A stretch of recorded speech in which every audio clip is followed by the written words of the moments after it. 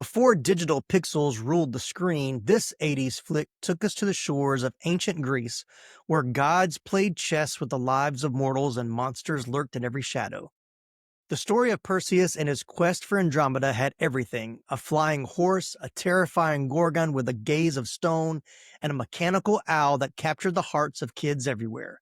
But beneath the fantasy was a star studded production featuring Hollywood royalty like Laurence Olivier and Maggie Smith. It was a film that defined the sword and sandal genre for a generation, proving that a little bit of clay and a lot of imagination could create a spectacle that felt larger than life. So collect your invisibility helmet, take up your shield, and get ready to ride Pegasus as Chris McMichen and I discuss Clash of the Titans from 1981 in this episode of the 80s Flick Flashback Podcast.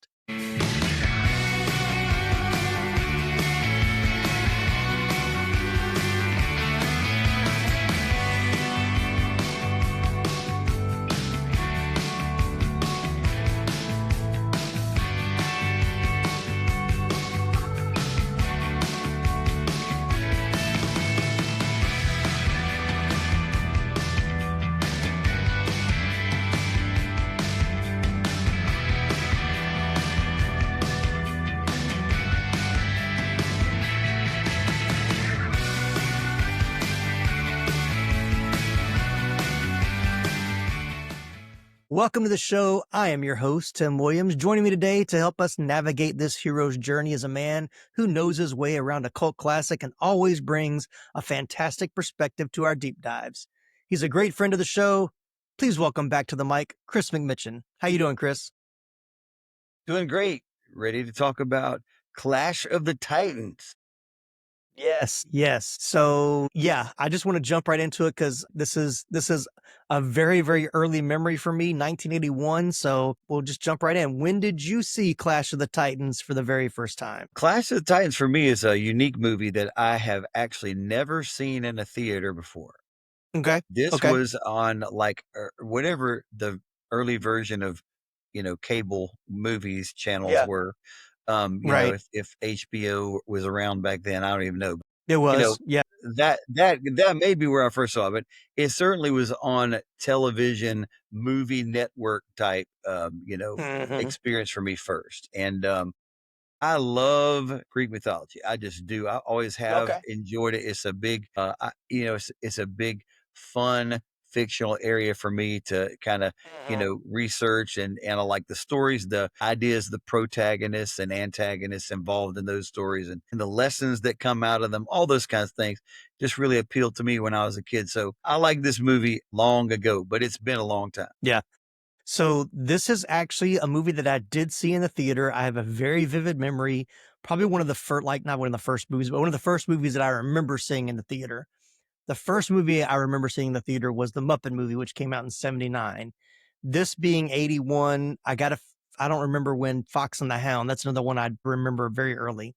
But I remember sitting next to my mom when this movie, and this is what I remember. The breastfeeding scene, because when that happened, I remember looking at my mom going, I'm not supposed to see this. And my mom was like, it's okay. She's just breastfeeding. It's natural. It's okay. But cause I was like, not allowed to see that, that's PG. Yeah. PG shouldn't have that in it. That's what I thought as a 5 or 6 year old kid seeing it for the first time. But, getting past that, I remember seeing the theater. I remember loving it and just being completely enthralled by it. Just a great, like I said, a hero's journey. The effects that are totally outdated now, but were just great at that time, or at least for me as a kid.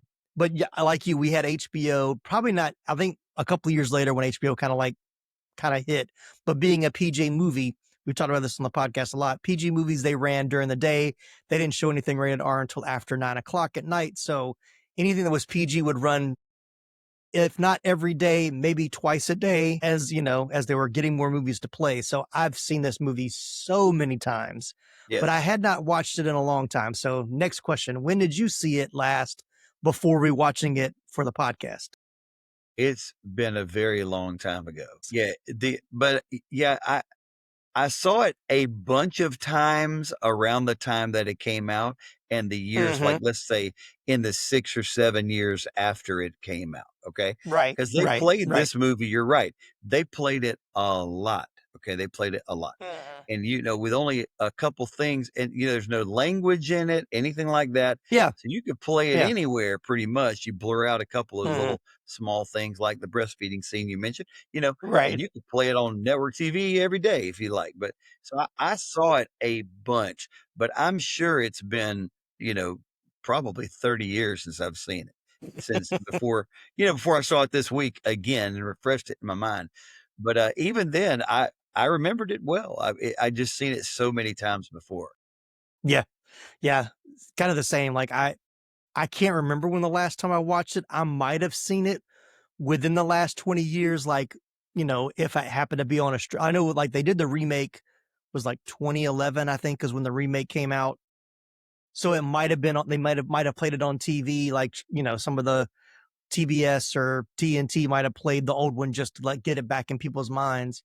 Because I was gonna say, I think this was probably one that was on TBS a bunch too, like through the '80s as well. Like after it finished on HBO and being on like regular TV. Well, for us in Atlanta, it was regular TV. Everybody else was still like basic cable. But yeah, so I'm sure I'd seen it on TV a bunch too. But I had not seen it.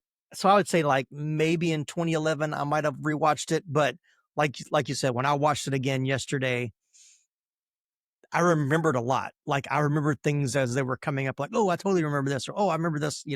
So it wasn't a whole lot. It wasn't like a first time watch for me for sure, but it was it was a fun rewatch. And it's one of those movies where, like, once again, with the special effects as dated as they are, it's like, ooh, this was much cooler in my memory than it is now, but still fun to watch. So, Yes. well, we've talked about the gods and monsters.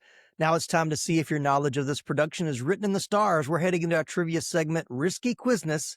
I've gathered 5 facts and a few clever myths from the 1981 production files.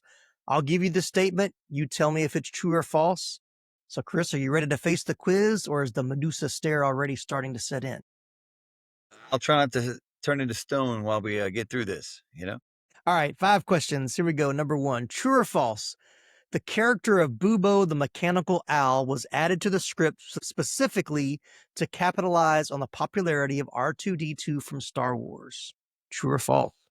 I would say yes, because when I rewatched it even yesterday, the little sounds that he makes and things I thought were Uh-huh. very imitative, and even some of his mannerisms of being a little bit clumsy here and there. So I would say that's a definite true. Yep, that was true. Director Desmond Davis and the producers felt that a cute mechanical sidekick would appeal to the same audience that fell in love with R2D2. However, visual effects veteran Ray Harryhausen famously wasn't a huge fan of the idea. He had a lot of stuff to do in this production, so doing a mechanical owl was probably not what he wanted to spend time on. All right, next, number 2, true or false? Clash of the Titans was the very last feature film to showcase the stop motion visual effects of legendary Ray Harryhausen, who we just mentioned. Wow, So the true or last false? Was this one. his last feature film? I actually have no idea. I'm going to guess, considering his popularity at the time, I guess I'll say no. That he probably tried something after that, but let's see. Nope, that one is true. He did, after the film, he retired from feature filmmaking, making Medusa and the Kraken his final big screen creations. Well, there you go. Gonna All go right. out, go big. So you're 1-1. So number 3. True or false? To make Medusa look more terrifying, her eyes were actually powered by tiny internal light bulbs and batteries hidden inside the model. Hmm. True or false? I don't know. I guess based on the effects that I saw, let's guess false. I think that was probably added in later on. That is correct. It is false. The glowing effect of Medusa's eyes was achieved through clever lighting on the set and post-production optical effects, not internal electronics. Yeah, I think it was very clear to me that those were like added afterwards in the version that I was watching. The color All right, alone. he's coming out of the hole. Yeah. Yeah. so he's 2-1. So 2 right, 1 wrong. Here we go. Number 4. True or false? Dame Maggie Smith and Sir Laurence Olivier refused to film their scenes together on the same set because of a long-standing personal feud. True or false? That sounds like good drama for this podcast, but I don't know. Obviously I didn't know anything about these characters other than who they were at the time. I was very young. Let's just guess that it sounds plausible. So I'm going to say true. This one is false. While they were both titans of acting, they were consummate professionals. However, many of the gods of Olympus scenes were filmed separately from the location shoots in Italy and Spain, but only for logistical reasons. Gotcha. All right, time to break the tie. You're 2-2. So will he come out victorious? True or false? In actual Greek mythology, you probably know this one. The monster Perseus fights to save Andromeda is indeed called the Kraken. True or false? I don't know that. I don't think Okay. I don't think it's called that. I know that Release the Kraken is something that people talk about a lot, but I'm going to guess false on that one. All right, he pulled himself out of the hole. It is false. The Kraken is actually a creature of Norse mythology. In the original Greek myths, the sea monster is called Cetus. Is that right? Cetus? Sure. The filmmakers used Kraken because it sounded more formidable for a 1980s audience. And of course, it's kind of become synonymous now with any kind of like underwater monster. So release the Kraken. So, all right, good job. So he passed the test, broke out of, he's over 50, over 50. So that's good. So how did you do as a viewer, as a listener? How did you do on the quiz? Let us know, sending us a comment, posting a comment here on YouTube, or sending us a message on social media. I want to hear from you. See how you're doing.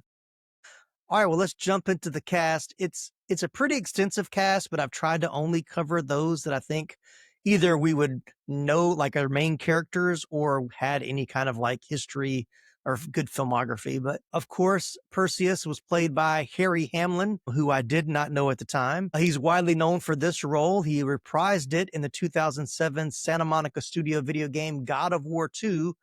And he's also well known as Michael Cusack in the legal drama series LA Law, for which he received 3 Golden Globe nominations. That's what I remembered him from, of course, much later, which is why I'm pretty sure I saw it on like TBS after LA Law had been on, because then I was like, oh, that's the same guy. I wouldn't have known that. Not that I was a big LA, I don't think I ever watched an episode of LA Law. I just knew it was popular. He also had a recurring role as Jim Cutler on the ABC drama Mad Men, where he received another Primetime Emmy nomination for Outstanding Guest Actor in a drama series. But before he was considered for the role, other runner-ups were Malcolm McDowell, Michael York, Richard Chamberlain. Arnold Schwarzenegger, who was fairly unknown at the time, was briefly considered, but producer Charles H. Schneer felt that with the exception of Hercules, Greek heroes were athletic, but not overly muscular, relying more on cunning than strength. He also felt that casting a very muscular actor was a cliche, harkening back to the Italian sword and sandal movies of the 1960s. I would not have wanted to see Schwarzenegger in this role at all. No. Didn't he go on to play Hercules in something? I thought he did. He did. He was in Hercules in New York, I think. Yeah, that's right. Kind of around the same time. I think it was like 79. It might have been before the 80s. So they found his right place then. Yeah, exactly. And then, of course, with his accent, I think they dubbed his voice in Hercules in New York, pretty sure. According to Harry Hamlin, prior to choosing to do this movie, he was considering doing another project with Richard Burton, a movie adaptation of the story of Tristan and Isolde. I can always say that wrong. Isolde, thank you. Tristan and Isolde, that became Love Spell, released in 1981. He ultimately moved towards what became this movie, despite not knowing anything about it, only for the opportunity to work with Laurence Olivier, the one actor he considered even greater in stature than Burton. So he got to work with Laurence Olivier. So yeah, Harry Hamlin. I thought, zero scenes together. Zero scenes together. That's right. I mean, you say work together. I guess you could be on the same film set at the same time. You talk to the guy, but as far as work together, they didn't get to do much of that. Yeah, not much at all. So. But so how do you feel about Harry Hamlin as Perseus? I thought he was a good casting choice. Without a doubt. I mean, obviously with his track record of all the awards he's won, the guy can act. There's no doubt about it. And for sure, after seeing this movie so many times, I can't imagine anybody else playing the role. He just does such a good job. The idea of, and it struck me again, just kind of watching it yesterday, but he's almost got like a childlike quality because he's been on that isolated island for so long, and he really doesn't understand. And the idea of bringing him to Joppa when they do, just transporting him by pulling him out and setting him down in the amphitheater. He's learning everything for the first time. It really is a good portrayal, I think. So. Yeah, I agree. So I liked him. Thought it was a good choice. Yeah. So for the role of Andromeda, they cast Judy Bowker. She's only known for this movie, Brother, Sun, Sister Moon in 1972, and Count Dracula in 1977. That's really all I have on her. There wasn't much other than that. So, I think she yeah. did some theater acting. Like she's British, I think, pretty sure. So, yeah, but there were a that may be lot where she finally wound up doing most of her work is on the real stage. Yeah. Oh yeah. There was a lot of theater, a lot of British theater actors in it because so I didn't put in the notes, but like the reason they chose the director for this was because he had done some BBC Shakespeare productions. Like he had filmed some Shakespeare productions, which it does feel very like Shakespeare, or like some of the deliveries feel very like staged, Shakespearean type performances. Yeah, the So timing is very fits. Shakespearean. So, the monologue, dialogue stuff's all that way. So I can see that. Yeah. So then as Ammon, we had Burgess Meredith, one of my favorites. Of course, we've talked about him previously on our Rocky 3 episode, but he was known he had a long career, most notably for playing the Penguin in the 1960s series Batman, which is what I knew him from, and of course, Mickey in the Rocky film series. John Gielgud was the actual preferred choice, but MGM insisted on Burgess Meredith to have at least one American actor in there and prevent the public from thinking it was a wholly British film, which makes sense. But yeah, great. Another great character. I enjoyed him in this, Yes. Yes.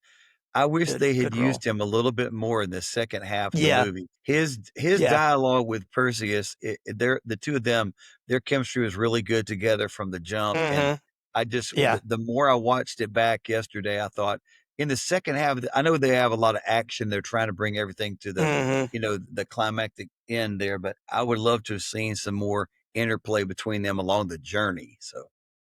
Yeah, I agree. He's really good. I would like to see him more in the back. Yeah, the back half. And then we mentioned her before, Dame Maggie Smith as Thetis. She was Oscar nominated for Othello in 1965, Travels with My Aunt in 1972, A Room with a View in 1985, and Gosford Park in 2001.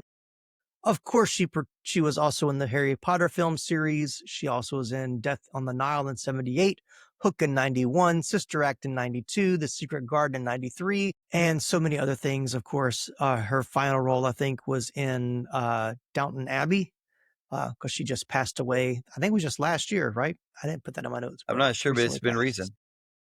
Yeah. She was actually married to the screenwriter Beverly Cross, who had previously written Jason and the Argonauts in 1963 for producer Charles H. Schneer. Her friendship with Laurence Olivier convinced him to join the cast as well. So they were not rivals. They were actually good friends and were the reason that he came to do the movie. So, but yeah, I guess when your husband's the screenwriter, you kind of, get suckered into a movie. But no, she was good. And it was funny because when she first, I don't remember seeing her name in the opening credits. I probably was just looking away for something.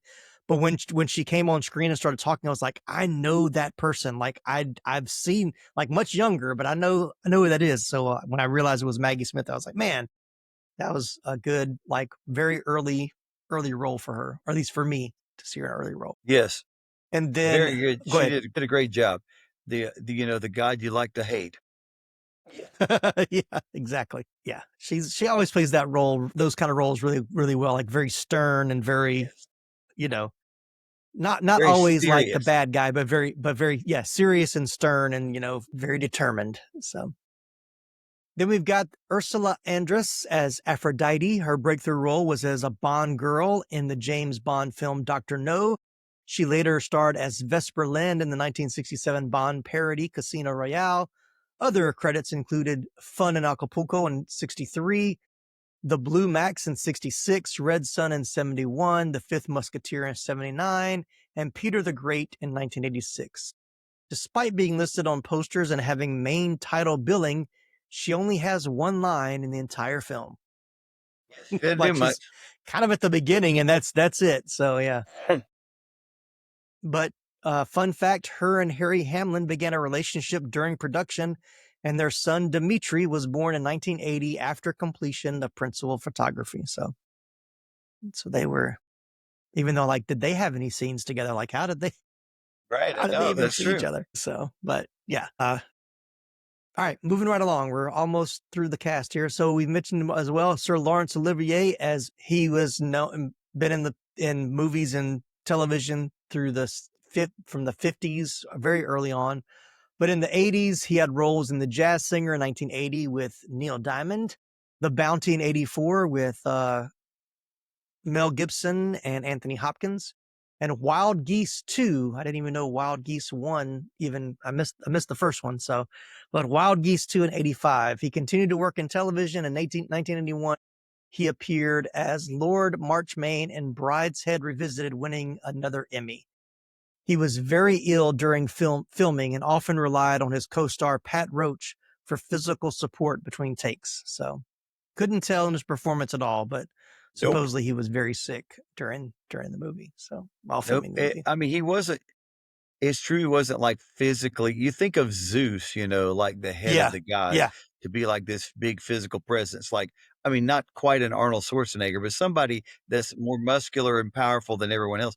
But he didn't have that at all. He was just an old man in his normal state. But the power he portrayed in confidence and Mm-hmm. from a place of strength inside was very, very good. Very good. Yeah. I was going to say that. I was like, even though he didn't have the physical presence, he definitely brought that presence of he was Zeus, that they all were, basic, they were all under his dominion, I guess was a good word to say there. Yeah, One of my favorite characters, Calibus. I know he's kind of like the bad guy, but man, what a memorable character. Like, haunted my dreams as a kid, I'm sure. for sure. Played by Neil McCarthy. His film credits included memorable roles as a Welsh soldier in Zulu in 1964. He was also in Where Eagles Dare in 68, The Ruffians in 73, and Time Bandits in 1981, another 80s movie that I saw a million times on HBO. Initially, is it Calabas? I say all these Cannibals. names wrong. Calabas, I was right, yeah. Initially, Calabas had no dialogue and was purely a stop-motion character. But after a rewrite of the script, dialogue was added and the role was given to Neil McCarthy. Another, which you may know this as well, Calibus, Lord of the Marsh and son of Thetis, does not appear in Greek mythology. He is based on Caliban, an antagonist William Shakespeare created he was an antagonist William Shakespeare created in 1611 for The Tempest. In Greek mythology, the son of Thetis was Achilles, Greece's best warrior in the fight against Troy. So I'm sure you knew that, being the Greek scholar you are. I wouldn't go quite that far, but that I have heard before. Yeah, I did know that. The other interesting thing about that actor is because he's never shown in his regular form, he's only shown as the deformed Calabas. I would have known him if Right. he'd been in something the next day I'd seen him in. I don't even know right now what he looks like for real. I just know No. what that deformed, character, Mm-hmm. stop motion character looks like. So I kind of wish they would have given him at least a moment on screen as just, the before picture, Mm-hmm. when all we Yeah. saw is the after. It's hard Mm-hmm. to say how much he's changed or anything. So Mm-hmm. Yeah, and like once again, being so long since I had seen it before rewatching it, there was a part of me that thought, oh, when he kills him at the end, I thought that he would go back to his like normal, his normal form, and we would see what he would look like, but he didn't. And it was weird because like, the actor was only there for like, kind of headshots. Anytime he was like full body, it was all stop motion. yeah, And I was like, man, couldn't they just given him a full suit? Like, they didn't need to be stop motion, but it might have been that thing because it was originally going to be a stop motion character. They had done those things already. It was like, we're not going to scrap those effects to put him in a suit. So, but yeah, that was the interesting part of the going back and forth, but he was really good. I thought, as once again, as a standout character for me in a film that has many characters and many monsters, I thought he definitely stood out to me. yes, very evil. All right, few more here. We've got mentioned earlier, Pat Roach, who Laurence Olivier leaned on, played Hephaestus. Is that right? Phhaestus. Sure. Okay. All right. Who was that in the film? He was just one of the other gods that was there, I think. He was a Okay. big guy, though. Pat wrestled competitively under the name of Bomber Roach, and at one time held both the British and European heavyweight wrestling championships. While still in the wrestling game, Roach broke into acting with a bit part in Stanley Kubrick's film Barry Lyndon in 1975. He quickly became popular as an enforcer or warrior figure and appeared on screen with some of Hollywood's biggest names. Many people remember him as the muscle-bound, bald German guard who hands out a beating to Harrison Ford in Raiders of the Lost Ark before being cut down by a spinning plane propeller. Yep. In other film roles, he nearly eliminates 007 Sean Connery in Never Say Never Again in 1983. In dual roles as a resurrected demon and a fierce warrior, he fought Arnold Schwarzenegger in the Conan sequel, Conan the Destroyer, in 1984. And because beating up Indiana Jones needed to happen twice, he came back again as a ferocious Indian guard, pummeling poor Harrison Ford once again in Indiana Jones and the Temple of Doom before falling into a rock crusher. So a enforcer of many lives. Yes. And then it says here he was back in Indiana Jones and the Last Crusade. So Indy actually, I think I talked about this in the Indiana Jones episode, that he had battled the same big guy in all three movies as different characters. So yeah, he was always kind of like a big menacing person, which I guess is why Laurence Olivier would lean on him, because he was such a big guy. Sure. That makes sense. Yeah. Even though we don't remember who he is in the movie, he did a lot. And last on the list, as Poseidon, Jack Gwilym, his military background, commanding presence, and deep booming voice typecast him as soldiers and authority figures. Some of his most notable roles were in Sink the Bismarck in 1960, Sword of Sherwood Forest in 1960 as well. He was in Lawrence of Arabia in 1962, Jason and the Argonauts in 1963, Thunderball in 1965, A Man for All Seasons in 1966.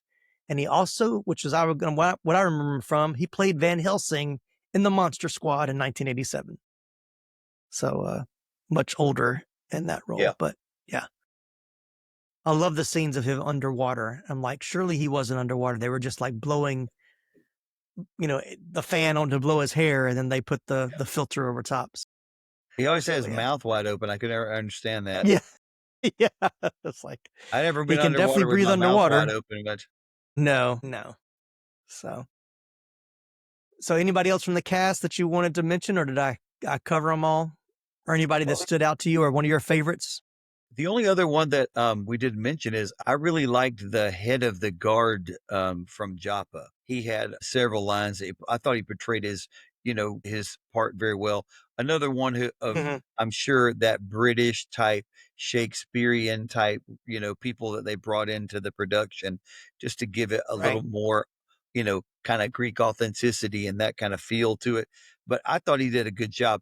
I would love to see his role amped up a little bit more too in the second half. I know he had to die, obviously in the Scorpion battle, but he was a good character along the way. Yeah, I did read that, like, originally those roles were going to be a little bit more fleshed out. They had more, there was more of their story, but got cut because, I was actually surprised. This movie was right at 2 hours. Like, I was expecting an 80s movie. Most 80s movies now, going back hour 40, maybe hour 45, but that's about it. But this one was actually like right at 2 hours. So they did have to, I'm sure they had to cut some things, and you kind of feel the length at the end, but those third act is pretty well packed with the action and like the meat of the conclusion of the story. So I could see where they had to cut some of those out. But yeah, I would have liked to have seen more of both of those guys and more of their role of how they interacted with Perseus and that kind of stuff. For sure. All right. Well, let's talk about iconic scenes, favorite scenes. So iconic scene. If someone says Clash of the Titans from 1981, what scene immediately pops in your head? It's got to be right after the killing of Medusa, when Perseus comes out of the temple and he holds the head up high, and there's big musical climax, and there's all kinds of thunder. I mean, they roll it out at that moment. So for me, that's it. I also really like I like the scorpion scene a lot too. I've always thought Mhm. scorpions are pretty menacing little guys, on their own, Yeah. Oh, yeah. the way they're built, and to see them like man-sized. When I was Mhm. a kid watching all this for the first time, I was like, pretty terrifying stuff, that a full-size scorpion could be coming after you, much less 3 of them, those humongous Mhm. claws and also but those are 2 big scenes for me. I also like the ferryman being the, skeleton, right? Yeah, And yeah. that's another one that gave me some nightmares back in the day. But, like, "Ooh, okay." But that, it Yeah. sets up that Isle of the Dead idea very well before Mhm. they even Mhm. set foot on it, that you have a skeleton ferryman along the way. But those are 3 of mine. Yeah. Yeah, iconic. I'm the same. The kind of they're kind of blended together in my mind where he comes out and he holds the head right after he decapitates Medusa, but then also at the very end where he's holding it up to freeze the Kraken. Kind of kind of the same in my mind. But like, yeah, him holding the head of Medusa is the iconic scene for me for sure. Favorite scenes. I love the whole sequence in Medusa's lair was Yes. always my favorite part. Like I remember like when it started, I was like, oh my gosh, I remember being the kid, like just waiting for this scene, watching the beginning. Like the beginning, I enjoyed the beginning, but like that was the scene I couldn't wait to get to. That was always my favorite scene of the movie. So that's definitely my favorite. Will, I did put this in the notes. The Medusa sequence is widely considered the film's masterpiece. It required 3 months to shoot with every snake on her head moved individually for every frame. So for them to do that special effect back then took 3 months to do, which is crazy. So, That is crazy. Another thing about that part is I knew when the head of the guard did not go with him across to the aisle, that those 3 other yeah, dudes are gonna die. It's like in Star Wars, sorry, Star Trek, you can always tell when the yeah, guys in the red shirts would red get shirt, yeah, beamed down with the main cast, and you're like, "That guy's never coming back." So, yeah, yeah.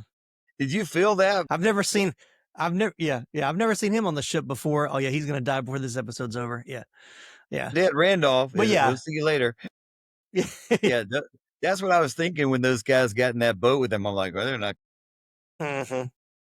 Yeah, so that's by far like my favorite scene. I do like the fight between Perseus and Calibus, like Yeah. they're when he cuts his arm off, cuts his hand off, like that was really good. I did like the scorpion scene. Like, I mean, most of the action scenes are what I kind of remember. But yeah, yeah, that I think those are the ones that really stand out to me for Another sure. interesting in one is the capture of Pegasus at the lake. Mhm. That's another one that was Yeah. interesting because they talk about Pegasus and those winged horses in the beginning, but when you finally Mhm. see it, even though the CGI, like we Yeah. said, it's just not Yeah. great compared to today's standards. But imagine that Mhm. in today's standards, right? I mean, that the Oh yeah. idea of it was just fantastic. And then him capturing him with his invisible helmet and kind of taming him Mhm. down a Mhm. little bit.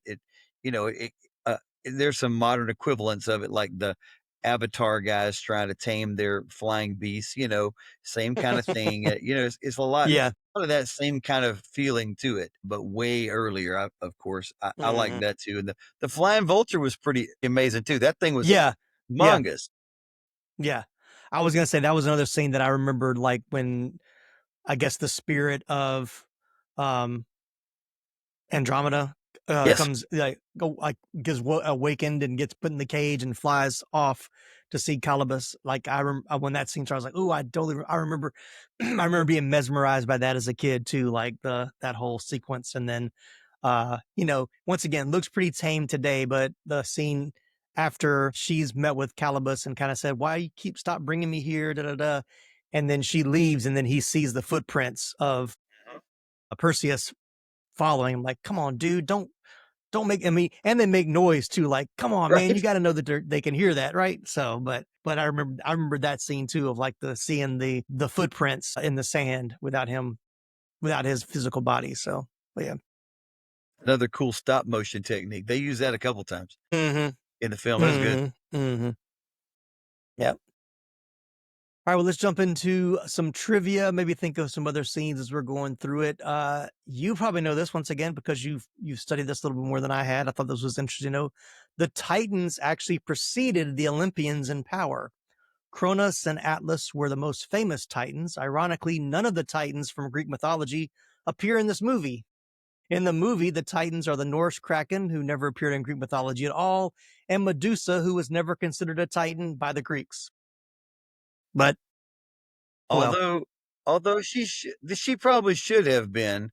I mean, she yeah. wasn't like a naturally born Titan. She, was cursed into being Medusa, but certainly Mm-hmm. that power, even when dead, I mean, it was widely known that her stare, even if she was no longer in the alive body, would still cause you to be turned to stone.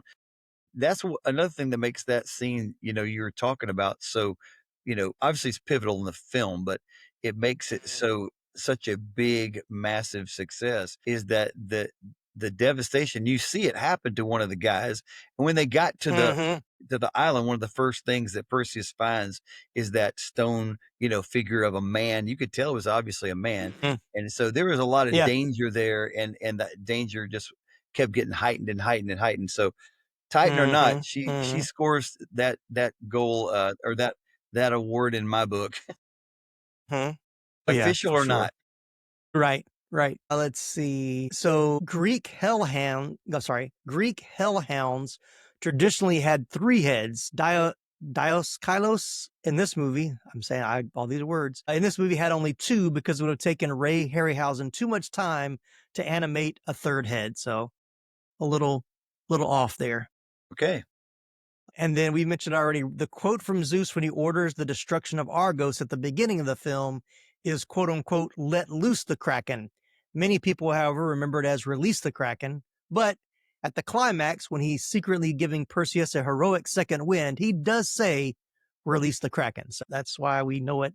We remember from the end, not the beginning. So correct. but yeah, so I did like this looking at, so the original storyline focused just on Perseus and Andromeda's romance, linking together a number of myths. Once Ray Harryhausen was brought on board, the story was changed to feature more monsters. Some early script ideas were Andromeda being naked when she was sacrificed, as it is in the myth, and the Kraken tearing Pegasus to pieces during the finale, but those were cut to preserve a PG rating, of course. It was given an A rating, which then meant advisable to no one under 14, but allowed children older than 5. Some cuts also had to be made in Perseus's final fight with Calibus. I guess that rating was probably for the British rating, not the American rating. The original script called for Perseus to cut off Medusa's head simply by throwing his shield at her in an attempt to appease UK standards and practices censors, as the producers felt that the hero decapitating someone would not be appropriate for children in the audience.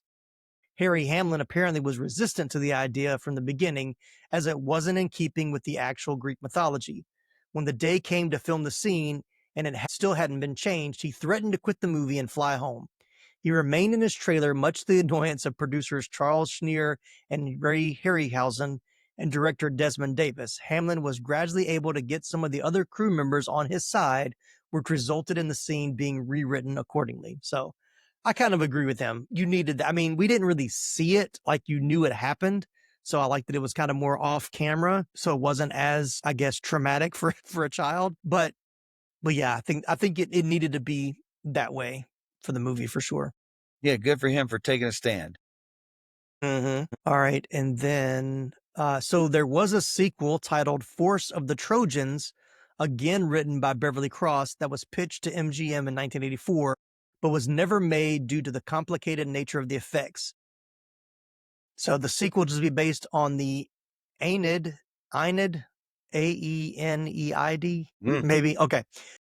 I don't know. So I would say that the sequel is based on the opening of the siege of Troy and the sneak attack of the city with the giant wooden horse, and following the Trojan prince and his quest for revenge following the death of his wife during the battle, eventually going on to found the city of Rome and become the ancestor of all the Romans. The film was to have sequences featuring the giant talking sphinx, Phrygia, the fatal flight of Daedalus and Icarus, all these Icarus. names. Icarus, there we go. A Pandora's Box sequence, Furies, Jackalmen, a colony of Cyclops, the evil goddess Hecate with 3 faces and 6 hands, each holding a different weapon, and even the 4 horsemen of the apocalypse in the finale. Despite the film not being made, a lot of pre-production work went into it, including plenty of concept art. So, yeah, so they didn't make it, which seemed like that was a lot. That would have been a lot to do. I'm sure the effects would have been a little bit better in 84 than they were in 81, for sure. That movie sounds like it would have been busy. Yes. Yeah. Very busy. And I do remember this. I don't know if you remember this. In an attempt to cash in on the success of Kenner Star Wars toys, Mattel produced Clash of the Titan toys in 81. The toys released were Perseus, Thallo, Calibus, Charon, Pegasus, and the Kraken. And I want to say I had at least one of those toys, or I had seen it somewhere because I remembered that very, Yeah, I had very a vividly. Pegasus toy, I'm sure, way back in the day. Okay. Yeah. Yeah. So I guess they didn't do as well, but like I said, I'm sure I had one of them. I might have had a Perseus. I probably had a Perseus one, but anyway, can't remember now. Worth a lot of money now if you could find it. Yeah, I know. If I could find it, gone, long gone. Yeah, right. Long gone. Yep. All right, box office. Clash of the Titans was released on June 12th, 1981 and grossed $6 million in 1,127 theaters in its opening weekend. It came in second behind Raiders of the Lost Ark at the U.S. box office, which was released on the same date. Bad planning for them, not that they knew that it was going to be a hit. By the time it finished its theatrical run, it had grossed $41 million in North America, and the film had a worldwide gross of over $70 million and was one of Nine's biggest hits. So it did make money, which I'm glad. They said it didn't, there were some reports that said it didn't do well, but I think it did well. Probably it wasn't as big as probably some of the other movies that came out that year, but I think it still did well. Because once again, going back and watching it, I can't imagine the budget being like super huge, even with all the effects they did. But just looking back at it now, it's like, ooh, shoestring budget by today's standards. All right, now it's time to take a look at how well this 80s flick holds up today. It's the Rewatchability and Nostalgia meter. It's our way of measuring how enjoyable a movie is for repeat viewings, along with the waves and nostalgia it brings. Here's how it works. It's a 1 to 10 scale. Any number between 1 and 10 will do, but here are a few parameters to help you decide. At the bottom of the meter is a number 1, which means I saw it once and that was enough. In the middle is in the 5, which is a good rewatch every couple of years.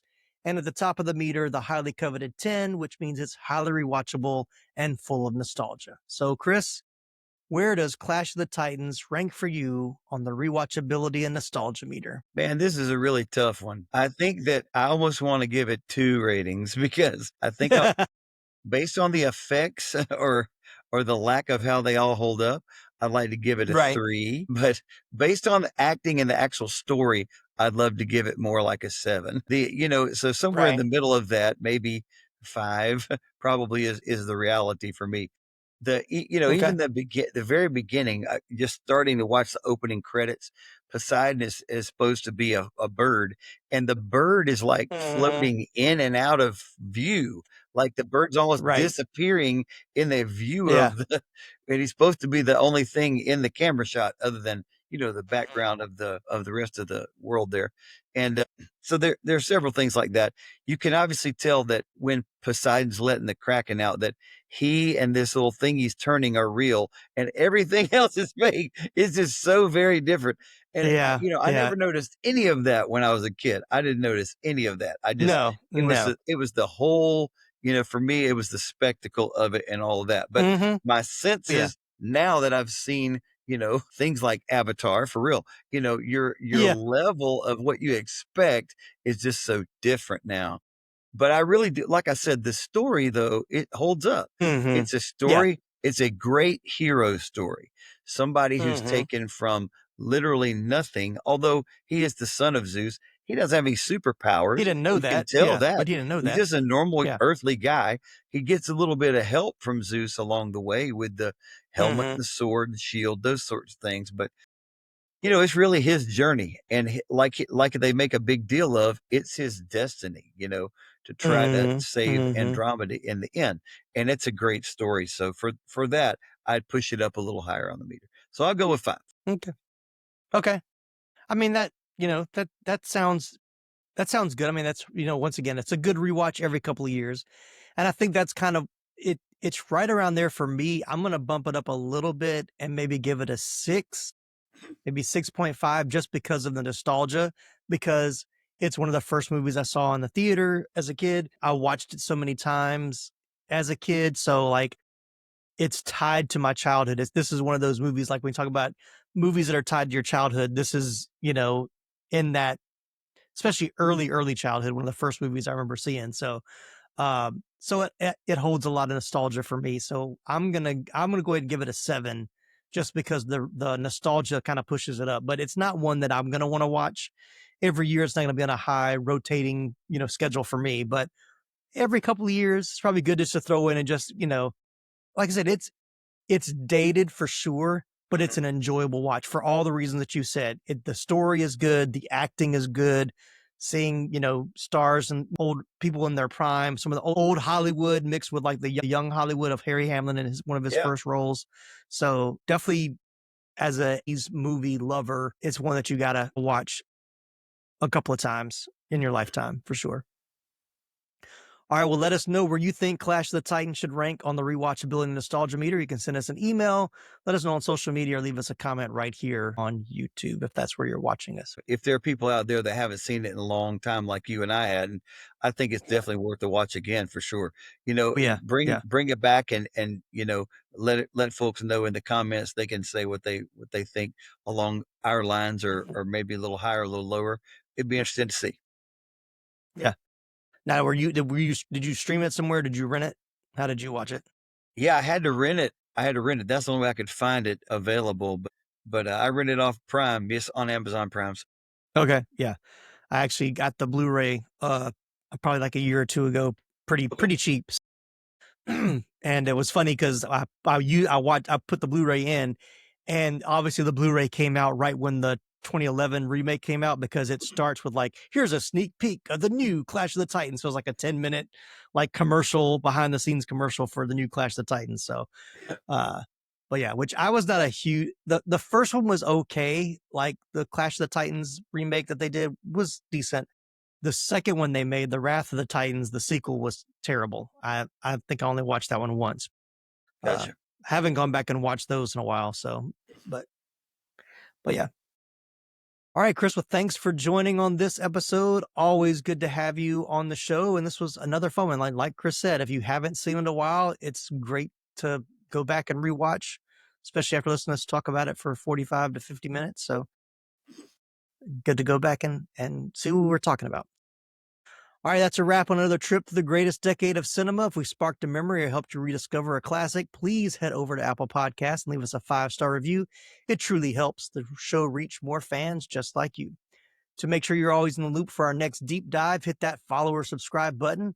And if you want to keep the show running, consider being a partner over at buymeacoffee.com. For more 80s goodness, our digital headquarters is always open at 80sflickflashback.com. And while you're there, check out our TeePublic store for original designs and movie-inspired merch that will have you looking like an 80s icon. Just launched some new designs. One, I thought of you, Chris. If you don't know, Chris has one of his favorite sayings from from Airplane, which I don't think you were on that episode with us, but I just want you to know we're all counting on you. Yes. What's the line? Yeah. Yeah, that's it. Where they come in the cockpit and yes, even after the plane's already crashed. Yeah. He's like, I just want to tell you good luck, and we're all counting on you. So I actually put that on a t-shirt. Yeah, that's awesome. So that's on a t-shirt now. So if you want to get that and amaze your friends, go Very check good. out our TeePublic store and order one. All right, Chris, great to have you again. Appreciate you joining us. Thanks everybody for listening. For the 80s Flick Flashback, I'm Tim Williams. Release the Kraken.